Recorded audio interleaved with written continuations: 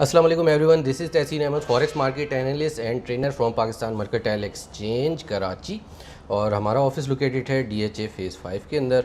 अच्छा, आप आज का जो टॉपिक है वो टॉपिक है व्हाट इज़ फॉरेक्स। अच्छा, बहुत से लोग तो अमूमन जानते ही होंगे जो इस फील्ड से रिलेटेड हैं, लेकिन ये वीडियो ख़ास तौर पे उनके लिए जो पाकिस्तान मर्केंटाइल एक्सचेंज के अंदर हमें ज्वाइन करना चाहते हैं, यहाँ पे अकाउंट ओपन करना चाहते हैं, अच्छे प्रॉफिट्स अर्न करना चाहते हैं, कि अपना बिज़नेस करना चाहते हैं कमोडिटीज़ से रिलेटेड, यानी कि crude oil, gold, currencies, silver, platinum और इस तरह से बहुत सारे इसके अंदर जो है हमारे पास प्रोडक्ट्स हैं, ऑप्शंस हैं जिसके अंदर हम ट्रेड करते हैं। ठीक है, ऑनलाइन ट्रेडिंग होती है।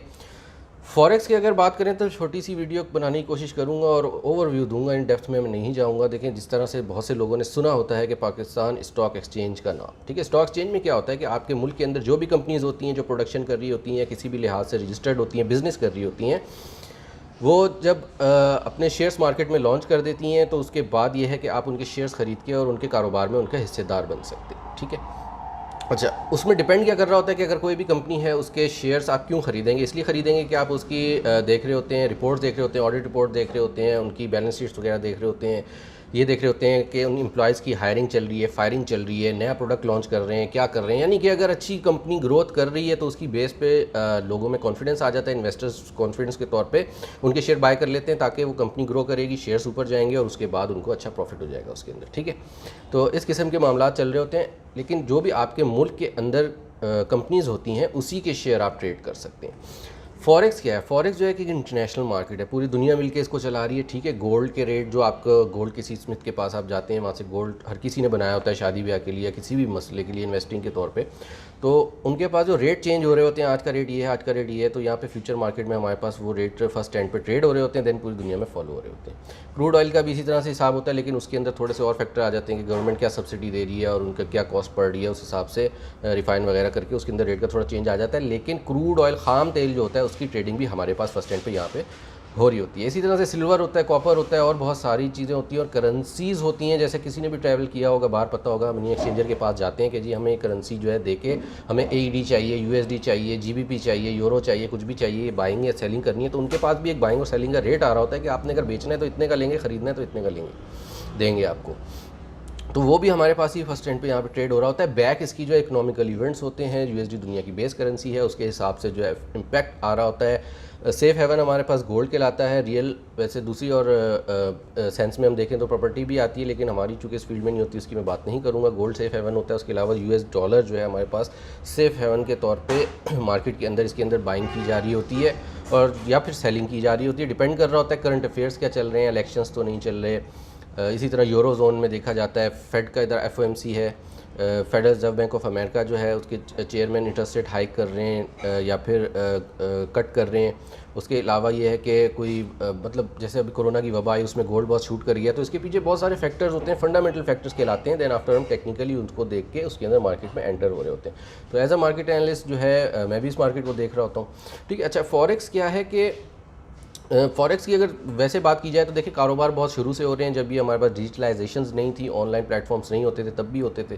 ठीक है, और ये कारोबार का एक हिस्सा रहा है, आज भी होता है, पहले भी होता था कि जो भी अगर किसी शख्स के पास अच्छे पैसे हैं तो वो जाके कोई भी कहीं भी जाके मंडी के अंदर माल उठा लेता है और उस माल को उठा के बुक करके वहीं रख देता है, वहीं से सोल्ड आउट कर देता है या उसको डिस्ट्रीब्यूट करके सोल्ड आउट करता है, उसके ऊपर डिपेंड कर रहा होता है।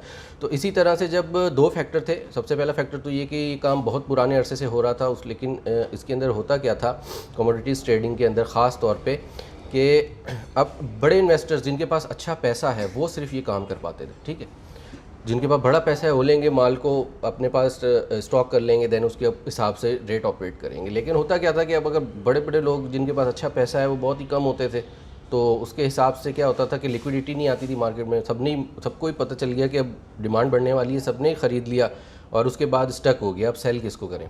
तो इस बिहाफ पे जो है मार्केट के अंदर रिटेल इन्वेस्टर्स को भी लाया गया ताकि जो है मार्केट का बैलेंस बरकरार रहे, मार्केट में लिक्विडिटी बनी रहे।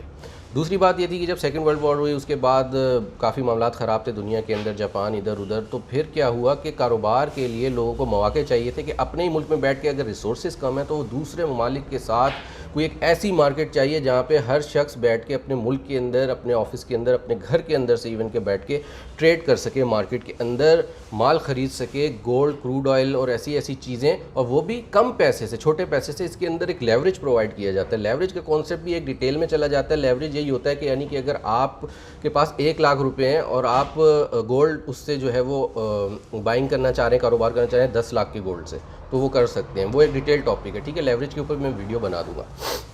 तो इस तरह से बहुत अच्छे अच्छे मौके जो है वो फराहम किए गए, और उसके बिहाफ पे फिर ये हो के आगे चल के फिर डिजिटलाइजेशन हो गई, प्लेटफॉर्म सारे ऑनलाइन हो गए। हमारे पास MT4, मेटाट्रेडर 4, MT5 प्लेटफॉर्म्स आ गए, यानी कि अब आप तो मोबाइल के ऊपर ही बैठ के सारे काम ईजीली हो जाते हैं, ठीक है। तो ईज़ ऑफ एक्सेस जो है वो तो हमेशा से ही नीड रही है।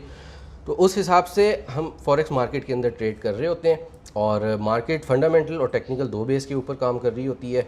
हम फंडामेंटली भी देख रहे होते हैं, यानी कि current affairs, news, economical data, GDP, interest rate और भी बहुत सारी चीज़ें होती हैं। और फिर इन डिटेल टॉपिक चला जाएगा बहुत ज़्यादा। और उसके बाद क्या होता है कि हम डिसीजन ले रहे होते हैं मार्केट में कि हमें क्या लग रहा है। अगर डॉलर स्ट्रेंथ में आता है तो उसके अगेंस्ट में गोल्ड जो है वो बेरिश साइड पे यानी डाउन साइड पे मूव लेता है, और यूरो के करेंसीज या GBP उस पेयर में अगर डॉलर के अगेंस्ट में ट्रेड हो रहे हैं तो वो भी डाउन साइड मोमेंटम बनाएंगे। लेकिन डिपेंड कर रहा होता है उनकी डेटा, इकोनॉमिकल डेटा और फंडामेंटल्स के ऊपर भी। उसके अलावा गोल्ड के अंदर और भी बहुत से फैक्टर आ जाते हैं, और क्रूड के अंदर जैसे कि अगर कहीं जंग होने वाली है तो गोल्ड और क्रूड शूट कर जाता है, अपसाइड मोमेंटम बुलिश हो जाता है। उसके अलावा सप्लाई डिमांड का रूल जो किसी भी बिजनेस का एक बैकबोन है, सबको ही पता है, तो वो ही इसी मार्केट के अंदर जो है वो मेन फैक्टर काम कर रहा होता है, ठीक है। और हम उसी के बिहाफ पे देख रहे होते हैं कि जी अब मार्केट में किसी चीज़ की सप्लाई आने वाली है, डिमांड आने वाली है, तो हम बाइंग कर लें या सेलिंग कर लें। अगर ऑलरेडी बाइंग में है तो उसकी प्रॉफिट टेकिंग कर लें या उसको सेल कर दें। तो यहाँ पे पाकिस्तान मर्केंटाइल एक्सचेंज के अंदर मैं वैसे भी सबको बोलता हूँ कि जी आएँ, अकाउंट खोलें। गवर्नमेंट का इदारा है, गवर्नमेंट इसकी बैक पे है। इसके अंदर काफ़ी सारे ब्रोकर्स काम कर रहे हैं। डिपॉजिट विड्रॉल बहुत ही ईजी है। जिस तरह बैंक खुलता है उसी तरह बैंक की तरह यहाँ पे भी अकाउंट ओपन होता है, KYC होती है, सब कुछ होता है। अगर आप इसमें प्रॉफिट अर्न करते हैं अपने पैसों के ऊपर तो कैपिटल गेन टैक्स गवर्नमेंट को देते हैं। हर चीज़ लीगल है। अपने NTN अपने रिटर्न टैक्स के अंदर शो कर सकते हैं चीज़ को, और कॉन्फिडेंस के साथ काम कर सकते हैं। जैसे बिज़नेस कोई भी और बिज़नेस होता है उसी तरह से ये बिज़नेस भी है। जॉब पर्सन भी कर सकते हैं जो कोई और बिज़नेस कर रहे हैं, साथ में पार्ट टाइम कर रहे भी हैं और कर भी सकते हैं, ठीक है। पार्ट टाइम, फुल टाइम, जैसे चाहे करें। रिसर्च एंड एनालिसिस रिपोर्ट्स हमारी जो कि बहुत ही अल्हम्दुलिल्लाह बेहतरीन होती हैं, उसके अंदर हम आपको प्रोवाइड करते हैं। तो उस हवाले से कांटेक्ट करें हमको, ठीक है। और मेरा व्हाट्सएप नंबर भी है, मेरे पेज पे भी आप इनबॉक्स कर सकते हैं, यूट्यूब चैनल के ऊपर भी कमेंट कर सकते हैं। इसके अंदर एक फॉर्म होता है, फॉर्म फिल करना होता है, साथ उसके आपके NIC वगैरह लगता है, आपका KYC होती है, आपका बैंक की डिटेल्स के साथ अटैच होती हैं। उसके बाद कुछ दिन में जो है विद इन अ वीक आपका अकाउंट ओपन हो जाता है। आप उसके अंदर डिपॉजिट करते हैं। पाकिस्तानी रुपीज़ में डिपॉजिट होता है, पाकिस्तानी रुपीज़ में विड्रॉल होता है। और सिक्योरिटी की जहाँ तक बात करें तो फिर कोई भी ब्रोकर यहाँ पे SEC पे से रजिस्टर है, प्रॉपर उसने पाकिस्तान मर्केंटाइल एक्सचेंज से लाइसेंस लिया हुआ है, और प्रॉपर वे के अंदर जो है काम हो रहा है। बहुत अच्छा काम है, बहुत अच्छे इसके अंदर आप जो है एक कारोबार की हैसियत से इसके अंदर अर्निंग्स कर सकते हैं, ठीक है। और मज़े की बात यह है कि ऑनलाइन है, जॉब कर रहे हैं, बिज़नेस कर रहे हैं, कुछ भी कर रहे हैं उसके साथ कर सकते हैं। और कोरोना की वबा और इस तरह की जैसे जो मामलात होते हैं उसके अंदर तो हमारी मार्केट और अच्छी रहती है। जहाँ दुनिया ने ये फेस किया कि उनको प्रॉब्लम्स आ गई कि जनाब उनके कारोबार फिजिकल ख़त्म हो गए और बहुत ही बुरी हालत थी, तो यहाँ इस मार्केट के अंदर रुझान और बढ़ गया। $4 ट्रिलियन डेली का टर्नओवर इस मार्केट का था, जो कि $6 ट्रिलियन के ऊपर चला गया, ठीक है। तो उसकी क्या वजह थी? यही थी कि जब सब घरों में कैद हो गए और कुछ कारोबार फिजिकल रहा नहीं अच्छा, तो फिर उसके बाद लोगों ने इंटरेस्ट शो किया कि जनाब अब ऐसे ऑनलाइन काम में और भी जगह गए, ई-कॉमर्स, इधर उधर इंडस्ट्री, हर किसी में बूम आया, लेकिन फॉरेक्स के अंदर स्पेशली बहुत ज़्यादा बूम आया। क्योंकि स्टॉक मार्केट में क्या हुआ कि स्टॉक मार्केट ज़ाहिर है फिजिकल बिजनेस, जब कंपनीज ही बंद है तो स्टॉक तो डाउन जाएगा ना, वो अब तो नहीं जा सकता, इन्वेस्टर अपना पैसा निकाल लेता है। लेकिन फॉरेक्स मार्केट ऐसी है कि ऐसे हालात के अंदर भी इसके अंदर बहुत अच्छी अर्निंग्स हुई, इवन के बहुत ज़्यादा अर्निंग्स हुई। गोल्ड अपनी बुलंद तरीन सतह के ऊपर चला गया, सिल्वर, क्रूड ऑयल डाउन आया, लेकिन डाउन के बाद हमने बाइंग की, उठ के ऊपर चला गया। तो ये बहुत सारी चीज़ें हैं, और उम्मीद करता हूँ कि आप समझ गए होंगे कि फॉरेक्स मार्केट क्या है और किस तरह से काम कर रही होती है। और बाकी फ़र्दर डिटेल्स के लिए रब्ता करें, इन्फॉर्मेशन लें और अकाउंट ओपन करें और अच्छी अर्निंग्स करें। तो इंशाल्लाह मिलेंगे दूसरी वीडियो के अंदर। कोई टॉपिक हो, कोई कमेंट हो, कोई दिमाग के अंदर क्वेरी हो, कोई सवालात हो, वो मुझे ज़रूर बताएं, उसके ऊपर मैं वीडियो बना दूंगा। वैसे तो आते रहते हैं क्वेश्चंस, लेकिन फिर भी अगर आपके भी कोई माइंड में है आप बताएं तो उस हवाले से जो है उसके ऊपर वीडियो बना दूंगा, ताकि कॉन्सेप्ट्स जो हैं वो क्लियर हो जाएं।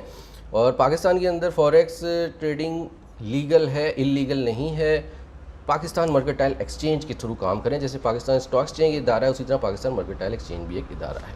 ठीक है जी, बहुत शुक्रिया, अल्लाह हाफ़िज़।